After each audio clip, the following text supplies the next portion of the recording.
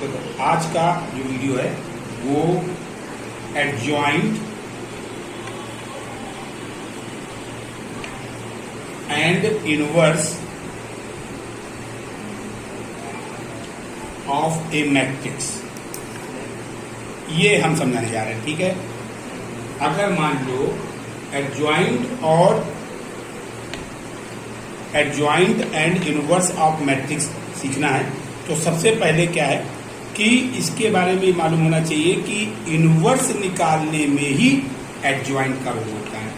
अगर कोई भी मैट्रिक्स हमारी सपोज दैट कोई एक मैट्रिक्स दी है, वो A11, A12, A13, A21, A22, A23, A31, A32, A33B, तो इसमें सबको ये बात क्लियर होनी चाहिए कि जो ये होती है हमारी रो होती है, row number 1, row number 2, row number 3, column number 1, column number 2, column number 3। अगर किसी की प्लेस हमको देखनी है तो फर्स्ट रो और फर्स्ट कॉलम यानी AIJ, आई होगी रो, आई जहां पे होती है रो नंबर और जे जो होता है वो कॉलम नंबर होता है। ये कॉलम नंबर क्लियर है। अब यहां पर आपको क्या ध्यान देना है कि ये पोजीशन दी गई है जहां पर जिस भी मैट्रिक्स को हमको सॉल्व करना है। इनवर्स निकालने में जो मेन फार्मूला जो होता है वो होता है A inverse is equal to 1/mod A into adjoint A।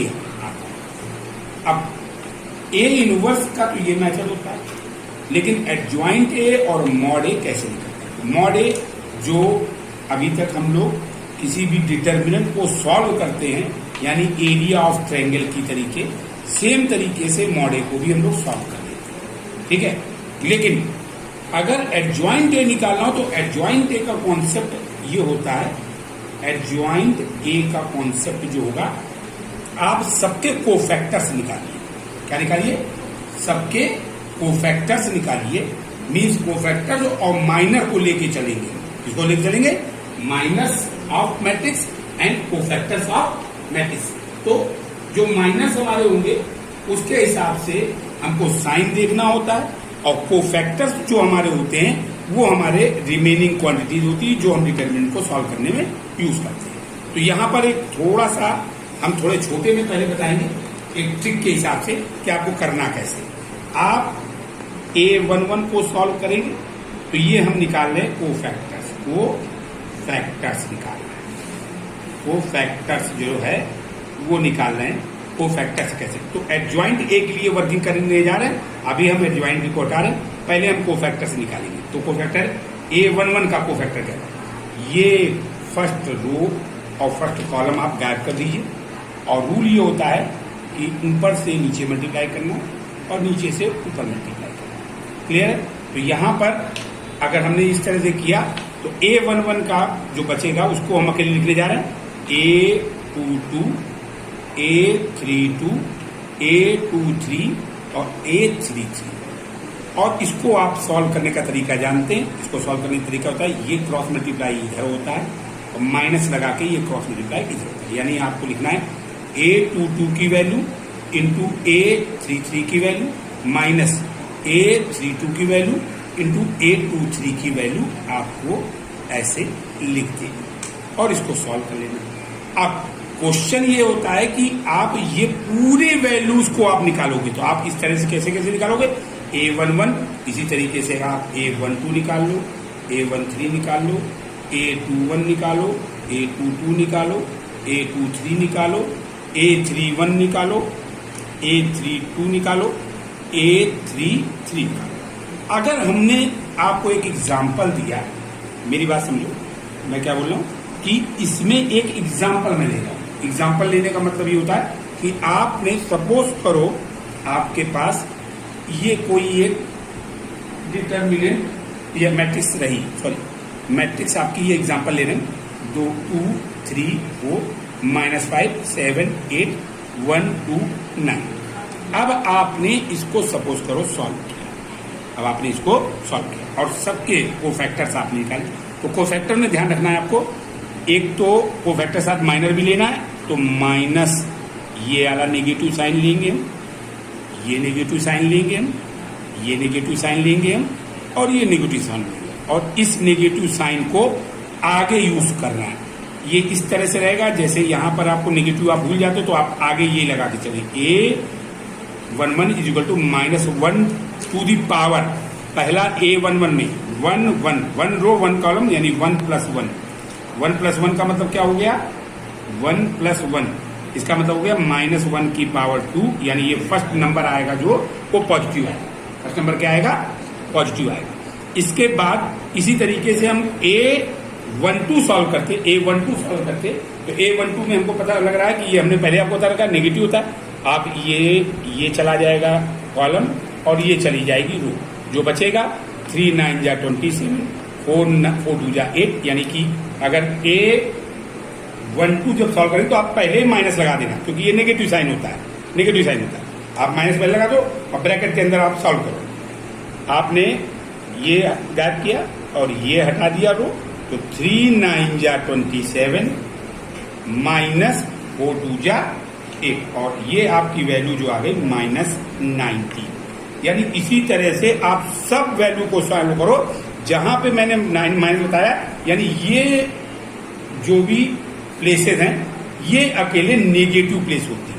ये मैंने यहां पे बना दिया, ये नेगेटिव प्लेस होती है। डायमंड आप याद रखो, ये डायमंड वाली प्लेस नेगेटिव होंगी, बाकी ऑल पॉजिटिव होंगी। जो बाहर साइन आ गया वो प्लस का साइन आएगा, जैसे यहाँ पे हमने सॉल्व किया था -1 की पावर 2, तो ये इसके आगे वाला साइन प्लस का आएगा। यहाँ तक क्लियर है बच्चों? अब हम एडजॉइंट, अगर आपने ये पूरा सॉल्व कर लिया तो अब इसके बाद जो क्वांटिटी आएगी वो जरा देखिए, इसके बाद का ही मेन स्टेप है, उसको ध्यान देना। हम यहां पर जो वर्क कर रहे हैं वो वर्किंग है फॉर एडजॉइंट, वर्किंग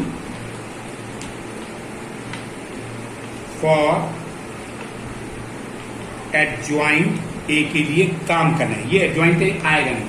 जब आपने वैल्यू निकाल ली, सपोज दैट आपने वैल्यू निकाल ली, मान रहे हैं, लेट कर रहे हैं, अभी मैं सॉल्व नहीं कर रहा हूं, अकेले मान के बता रहा हूं। A11 आपने सॉल्व किया, सपोज ये आया 1 -1, A12 ये आया 2, A13 ये आया 4, A21 ये आया 6, A22 ये आया -5, A23 ये आया 7, और A31 ये आया मान लीजिए 11, A33 सपोज करो ये आपका आ गया 30। अब आप इन प्लेसेस को, जैसे आपने ये वैल्यू फाइंड आउट की थी, इन्हीं प्लेस पे आप वैसे ही पुटअप कर दो, सब जगह वैल्यू पुटअप कर दो। यानी ये आपके पास आप वर्किंग कर रहे हैं फॉर एडजॉइंट, तो आपके पास जो ये बन के आया उसको मैं लिखे दे रहा हूं वैल्यूज को। ये वैल्यूज आपकी आई -1 2 4, फिर इसके बाद 6 -5 7, 6 -5 7, फिर इसके बाद आई 11 12 13। ये अभी आपके पास आपने जो निकाला है कोफैक्टर्स के अकॉर्डिंग वो आपकी वैल्यू है। अब इसके बाद क्या करना है, आपको इस पूरी मैट्रिक्स को ट्रांसपोज करना है। ट्रांसपोज, अब वर्ड आ रहा है हमारा ट्रांसपोज। ट्रांसपोज का मीनिंग क्या होता है? ट्रांसपोज का मीनिंग ये होता है कि अगर कोई भी सपोज ए मैट्रिक्स 2x2 ऑर्डर की ली हमने 2 1 3 2, तो इसका मतलब ये होगा जब हम A' निकालते हैं तो यही इसका ट्रांसपोज होता है। A' का मतलब ये रो जो है ये रो कॉलम में चली जाएगी और ये रो सेकेंड कॉलम में चली जाएगी। यानी आप लिखोगे 2 3 कॉलम में 2 3 और ये सेकेंड कॉलम में 1 2। जैसे ये मैंने निकाला है वैसे ये भी मैं निकालू। तो इतनी बात जो अगर सबको क्लियर हो गई तो अगले वर्ड पे हम इसी चीज को ट्रांसपोज करने जा रहे हैं। जरा देखिए ध्यान से, यानी कि हम ये इरेज कर रहे हैं, ये मैंने हटा दिया, अभी जो मैंने लिख दिया निकाल दिया था वो मैंने हटा दी वैल्यू। अब हमने ये वर्ड ये वर्किंग करने जा रहे हैं, ट्रांसपोज दी मैट्रिक्स, जो भी ऑब्टेन मैट्रिक्स है उसको ट्रांसपोज कर दिया, और यही हमारी ट्रांसपोज द मैट्रिक्स जो होती है वही हमारी होती है एडजॉइंट ए। जब आप ट्रांसपोज कर ले जाएंगे तब ये वैल्यू चेंज होकर के पहले ट्रांसपोज करेंगे और ये ट्रांसपोज होकर के एडजॉइंट ए की वैल्यू आपके पास निकल के आएगी। रो को कॉलम में लिखिए, -1 2 4 6 -5 7 11 12 30, ये आपका आ गया एडजॉइंट। आपके फार्मूले में ए इनवर्स निकालने की जो प्रिंसिपल था वो था एडजॉइंट ए के साथ में मॉड ए निकाला। पहले एडजॉइंट ए मैंने समझा दिया आपको, अब मॉड ए को मैं एक बार और रिवाइज करा देता हूं, क्योंकि जिन जिन बच्चों ने डिटर्मिनेंट को सॉल्व किया था उसमें मॉड ए ही निकाला जाता था, जिसमें कोई एक कॉलम या कोई एक रो के अलोंग हम उसको एक्सपेंड कर देते थे। तो यहां पर आप एडजॉइंट ए निकाले हैं, मॉड ए निकालने के लिए आपको जो ओरिजिनल मैट्रिक्स ली गई होगी उसको सॉल्व करना होगा। सपोज दैट आपके पास ये ट्रांसपोज द मैट्रिक्स हमने ये इस मेथड से पूरा निकाल के लाए, ये समझ लिया। दूसरे कॉन्सेप्ट में हम अभी मॉड ए निकालने जा रहे हैं। अब मॉड ए निकालने के लिए ये हमारी ए डिटरमिनेंट थी, इस मैट्रिक्स को हमने साफ साफ लिख लिया, यानी ए इज इक्वल टू 2 - 5 1 3 7 2 3 7 2 4 8 9 4 8 9। जब मॉड ए निकालते हैं तो मॉड ए में इस साइन का मतलब भी होता है, लेकिन मॉड ए में कोई एक कॉलम या कोई एक रो जब सॉल्व कर रहे होंगे तब ये पॉजिटिव, ये नेगेटिव, ये पॉजिटिव लिया जाएगा। बाकी हमको किसी से कोई लेना देना नहीं, बाकी जैसे सॉल्व करते हैं वैसे सॉल्व करेंगे। ठीक, तो हम शुरू कर रहे हैं। Mod A is equal first row first column, ये आप इसके फैक्टर को लिख लीजिए जिस A11 की पोजीशन को सॉल्व कर रहे हैं, A11 की पोजीशन 2 को सॉल्व कर रहे हैं। ब्रैकेट ये गया, ये गया, आपके पास क्या बचा, ये हिडन कर दिया आपने, ये हिडन कर दिया, ये हिडन कर दिया, दोनों छुपा लिए। अब जरा वो कॉलम छुपाने के बाद आपके पास क्या बचा, 7 9 जा, ऊपर से नीचे मल्टीप्लाई, 7 9 जा 63 माइनस 8 2 जा 60।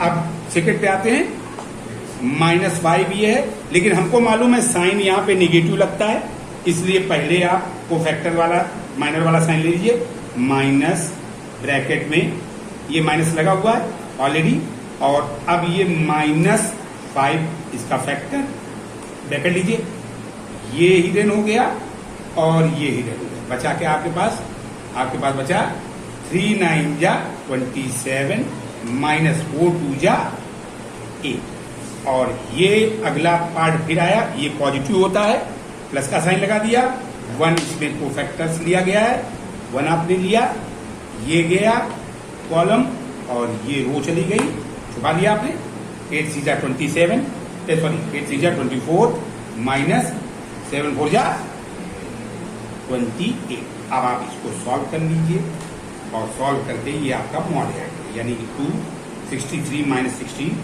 ये आपके पास 13 माइनस 6 बचा 7, और 5 माइनस 1 बचा 4, माइनस माइनस प्लस, और ये आपके पास 27 माइनस 8 19 प्लस 24 माइनस 4 माइनस का 4 आएगा, और इसको आप मल्टीप्लाई करके फर्दर यहाँ पे हम लिखे दे रहे हैं 2 7 जा 14 और 94 प्लस 9 5 जा 95 प्लस माइनस 4। ठीक है, प्लस वालों को ऐड कर लीजिए, 4 सब्ट्रैक्ट, यानी 91 बचेगा, और 94 91 प्लस 94 मिलाकर आपको आ जाएगा 5 और 9 9 18, यानी 185 आपका मॉड ए आ गया। क्या आ गया, मॉड ए। अब आपके पास फार्मूला ये था 1/mod A इंटू एडजॉइंट, यानी आपको यहाँ पे वैल्यू पुट अप करनी है। एडजॉइंट आप निकाल चुके थे, आपको यहीं पे हम दिखाई दे रहे हैं अपान में मॉड ए है और यही है ए इनवर्स। आपने यहां पर मॉड ए की वैल्यू डाली 1/185। अब आप चाहो तो अंदर सब में हर एलिमेंट में 185 का डिवाइड कर दो, या आप 1/85 को बाहर रखो और एज इट इज छोड़ दो। This is known as A inverse. सबको समझ में आया होगा मुझे लगता है। अगर नहीं समझ में आया तो एक बार वीडियो आप रिमाइंड करके देख सकते हैं।